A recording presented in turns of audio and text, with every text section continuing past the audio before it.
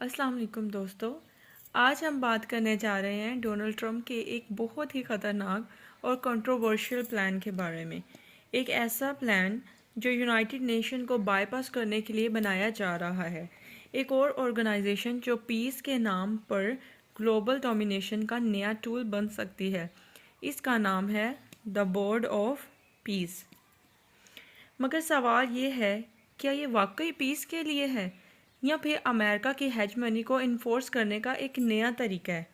चलिए डिटेल में इसको समझते हैं। डोनाल्ड ट्रंप अब चाहते हैं कि एक नई इंटरनेशनल ऑर्गेनाइजेशन बनाई जाए जो यूनाइटेड नेशंस का अल्टरनेटिव हो। ये सीधा सीधा कहा जाए तो यूनाइटेड नेशन का राइवल हो सकती है। इस ऑर्गेनाइजेशन का नाम है बोर्ड ऑफ पीस।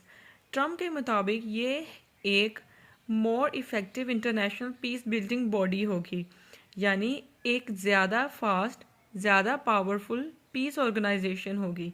रिपोर्ट्स के मुताबिक सबसे ज़्यादा 60 से ज़्यादा कंट्रीज़ को इनवाइट किया गया है और वो लोग यानी यानी हर कंट्री को $1 बिलियन देकर परमानेंट सीट खरीद सकते हैं और इस पूरी ऑर्गेनाइजेशन का चेयरमैन डोनाल्ड ट्रंप खुद होंगे। यानी पीस भी मिलेगी लेकिन प्राइस के साथ। सबसे ज़्यादा शॉकिंग बात यह है कि बोर्ड ऑफ पीस के चार्टर में गाज़ा का नाम तक नहीं। मतलब Gaza is nowhere. United nation security council ने इस बोर्ड को गाज़ा की पोस्ट वार रिहैबिलिटेशन के लिए अप्रूवल दिया था। गाज़ा जो 2 साल की इसराइली जेनोसाइडल वॉर के बाद तबाह हो चुका है, 70,000 से ज़्यादा पैलेस्टीनियंस शहीद हो चुके हैं, मगर ट्रंप ने एक अलग 11 मेंबर गाज़ा एग्जेक्टिव बोर्ड बना दिया जो यूएस के 20 पॉइंट पीस प्लान का हिस्सा है। और इस बोर्ड में कोई पैलेस्टीनियन रिप्रेजेंटेशन नहीं। इवन इसमें यूएस के ऑफिशियल्स हैं, प्रो इसराइली फिगर्स हैं, जेred कुशनर, मार्को रूबियो और स्टीव जैसे वो लोग जो ऑलरेडी गज़ा की तबाही को जस्टिफाई किया हुआ है, जिन्होंने वो लोग ऐड हैं, वही अब गज़ा का फ्यूचर डिसाइड करेंगे। अब आते हैं सबसे डेंजरस पॉइंट पे। बोर्ड ऑफ पीस के चार्टर ट्रंप को देते हैं, मतलब मेंबर कंट्रीज़ का अपॉइंट और रिमूव करने का पावर सिर्फ टू थर्ड मेजॉरिटी ही इसके डिसीजंस को रिवर्स कर सकती है। ट्रंप को ये हक है कि वो सब्सिडरी बॉडीज़ बनाए, उन्हें मॉडिफाई करे या कम्प्लीटली डिसॉल्व कर दे। सिंपल वर्ड्स में कहा जाए तो Trump is the law, Trump is the system and Trump is the world order. ये कोई मल्टीलेटरल सिस्टम नहीं, ये तो वन मैन ग्लोबल अथॉरिटी हुई।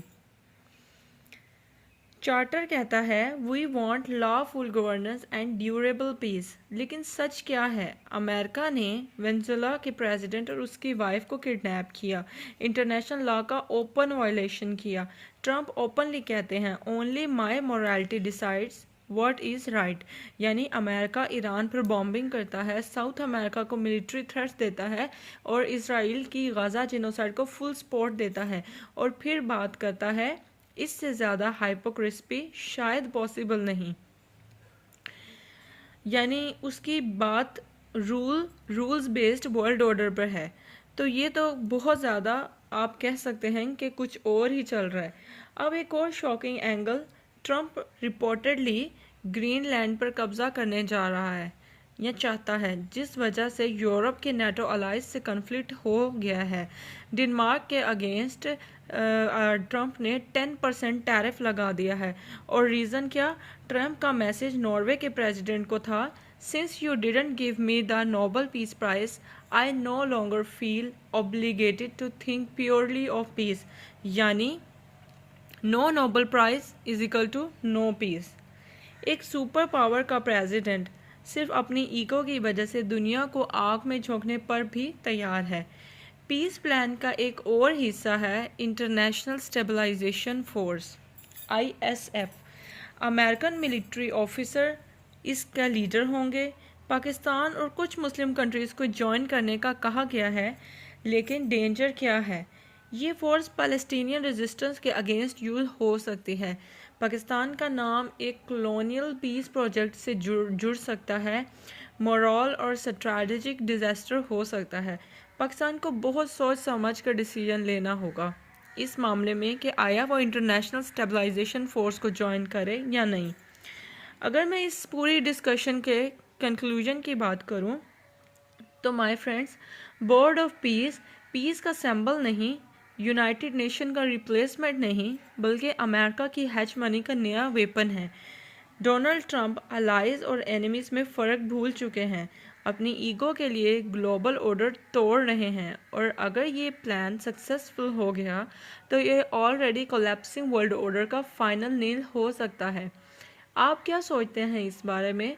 मुझे कमेंट सेक्शन में अपनी राय लाजमी दें, और अगर आपको ये मेरी वीडियो इन्फॉर्मेटिव लगी है और पसंद आई है तो इसको शेयर लाजमी करें, और मेरे यूट्यूब चैनल को सब्सक्राइब भी कर लें ताकि आने वाली मज़ीद इन्फॉर्मेटिव वीडियो से आप बेनिफिट हासिल कर सकें।